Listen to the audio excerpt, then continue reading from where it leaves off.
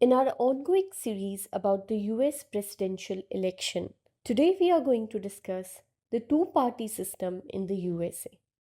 The American political system, as we know it today, is deeply rooted in history, dating back to the early days of the nation. To understand how we got here, let's rewind to the aftermath of the American Revolution. The newly formed United States was facing a fundamental question: how should this vast and diverse nation be governed? George Washington, the first president of the US, warned against the dangers of political parties in his farewell address.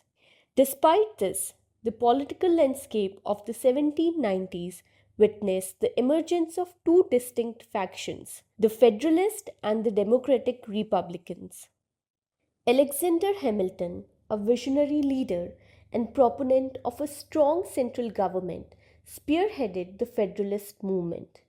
He believed in a robust treasury, a flourishing financial sector, a powerful national army, and a political executive representing all states. Hamilton's ideas were deeply influenced by the success of the British imperial system. On the other side of the spectrum was Thomas Jefferson, a southern plantation owner from Virginia. Jefferson prioritized state sovereignty over federal authority, fearing that too much power in the hands of a centralized government would jeopardize individual liberties and local interest. Hamilton's approach mirrored that of the British Empire, emphasizing a strong financial sector and centralized economic policies. Jefferson, however, believed in empowering local interest in agrarian communities, fearing the risk associated with speculative financial ventures. He held a strong opinion that agriculture would be the mainstay of American society. His preference was for political power to reside with individuals and their legislatures, not in the central government. These foundational disagreements laid the groundwork for what would become the two party system in the United States, shaping the course of American politics for centuries to come. By the mid 19th century, with the decline of Federalist, the Democratic Republican Party existed less as a united political group than as a loose coalition of personal and sectional factions. The fissures in the party were fully exposed by the election of 1824, when the leaders of the two major factions, Andrew Jackson and John Quincy Adams, were both nominated for president. In the election, despite that Andrew Jackson received the majority of the popular vote, John Quincy Adams became the president. Following the election, the Democratic Republicans split into two major groups: the National Republicans, who became the nucleus of the Whig Party in the 1830s and were led by John Quincy Adams and Henry Clay, while the Democratic Republicans were organized by Martin Van Buren and were led by Andrew Jackson. In 1829, when Andrew Jackson finally took over the US presidency, the national politics polarized around Jackson and his opposition, and two parties grew out of the old Republican Party: the Democratic Republicans, or Democrats, adhering to Jackson, and the National Republicans, or Whigs, opposing him. The Whig Party mainly focused on opposing the policies of Andrew Jackson. Modeled after the British Whigs, who opposed absolute monarchy, the Whig Party accused Jackson of executive overreach and often referred to him as King Andrew. On the other hand, the Jacksonian Democrats painted the Whigs as a party of wealthy northern elites who wanted to sidestep the will of the people. The Democrats and the Whigs were the first to adopt party-based customs in the Senate. In the 1830s, for example, members of the two parties began sitting on the opposite sides of the Senate chamber. with the Democrats gathering to the right of the presiding officer and the Whigs to the left. The party in the majority controlled the chairmanships and a majority of seats on most, if not all, of the standing committees. In the 1840s, each party began determining committee assignments of their members and submitted list of assignments to be approved by the full Senate.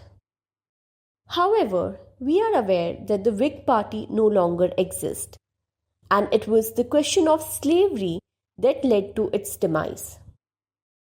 In 1849, California petitioned to join the Union as a free state, which threatened to upset the delicate power balance between free and slave-holding states. So was introduced the Compromise of 1850, a series of 5 bills which welcomed California as a free state, but also strengthened the Fugitive Slave Act that legally required northern states to prosecute and return runaway slaves. The Compromise of 1850, signed into law, was immediately and widely unpopular with both northern and southern Whigs, who each had their own grievances. The divisive slavery issue came to a head again in 1854 with the passing of the Kansas-Nebraska Act, which authorized new territories and states to decide for themselves if they wanted to allow slavery.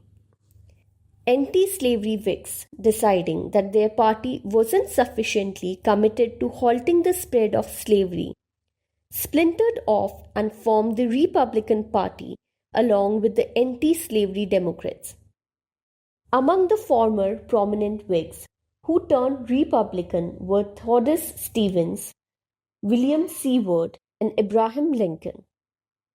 At their first presidential nomination convention in 1856, the Republicans nominated John C. Fremont on a platform that called on Congress to abolish slavery in territories, reflecting a widely held view in the North.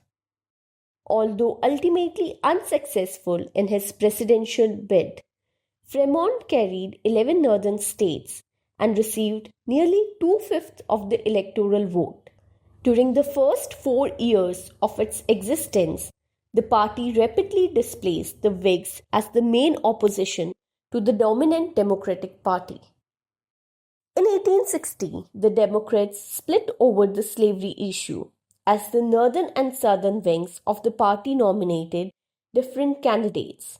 Thus, the single Republican candidate, Abraham Lincoln, was able to capture the presidency, winning 18 northern states and receiving 60% of the electoral vote, but only 40% of the popular vote. By the time of Lincoln's inauguration as president, however, 7 southern states had seceded from the Union, and the country soon descended into the American Civil War. While this is the brief history of the two major parties and the two-party system in the US, there have also been attempts at organizing third parties. The Know-Nothing Party, also known as the American Party, rose to prominence in the 1850s. With a secretive and anti-immigrant agenda, they opposed immigration, particularly from Catholic countries, earning their moniker from their cryptic response to inquiries, "I know nothing." The Populist Party, or People's Party, emerged in the 1890s, representing the interest of farmers and laborers. Advocating for reform such as free silver coinage and direct election of senators, they challenged the status quo and left an indelible mark on the American political discourse. In 1912, Theodore Roosevelt led the Progressive Party, also known as the Bull Moose Party, in a crusade for progressive reforms. Their agenda included women's suffrage, workers' rights, and other progressive ideals, leaving a lasting impact on the course of American politics. In 2024, we have a very large set of third-party candidates ranging from true independents like Professor Cornel West to established minor party candidates like Green Party stalwart Jill Stein to people on the periphery of the major parties such as former Democrat Robert Kennedy Jr. However, a third party or independent candidate has never won the presidential election in the US. One of the key benefits of the two-party system is stability. With only two major parties, the political landscape remains relatively predictable, providing voters with a sense of stability in their choices. Simplicity is another advantage. In a two-party system, voters can easily identify the two main parties and their platforms, simplifying the decision-making process during elections. Moreover, the two-party system ensures majority rule, as one of the two parties typically secure a majority in the legislature, enabling more effective governance.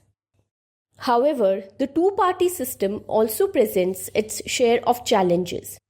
One significant drawback is the limited choice available to voters. With only two main parties, main issues and viewpoints may not be adequately represented, leading to dissatisfaction among voters. Additionally, the two-party system often fosters extreme polarization, with parties becoming more ideologically rigid and less willing to compromise. Finally, passing significant legislation can become challenging in a two-party system, as the split electorate necessitates high level of political equity to achieve major policy changes. In the history of USA, leaders also left an enduring mark on American politics, shaping the ideologies of their respective parties. Alexander Hamilton, a key founder, advocated for a strong central government and formed the Federalist Party. Thomas Jefferson, on the other hand, championed states' rights and agrarianism, laying the groundwork for the Democratic Republican Party. Andrew Jackson's presidency marked the rise of populism and reshaped the Democratic Party. Abraham Lincoln solidified the Republican Party's commitment to abolitionism and civil rights during the Civil War era. Franklin D. Roosevelt's New Deal policies defined modern liberalism within the Democratic Party.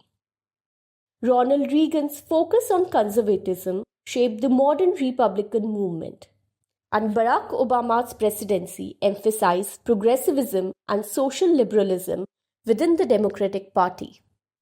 In the 2024 US election, two major contesting parties are the Republican Party and the Democratic Party.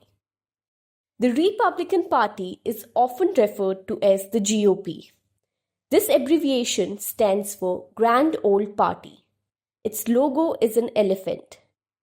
The Republicans broadly advocate for traditional values, a low degree of government interference, and large support of the private sector.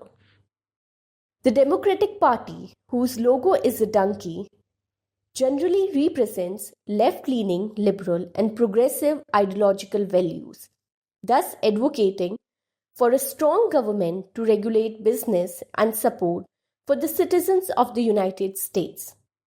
The Democrats believe that a prominent and powerful government can ensure welfare and equality for all. In the presidential election 2024, the Democratic Party is represented by incumbent President Joe Biden, who is being challenged by his Republican rival, former President Donald J. Trump.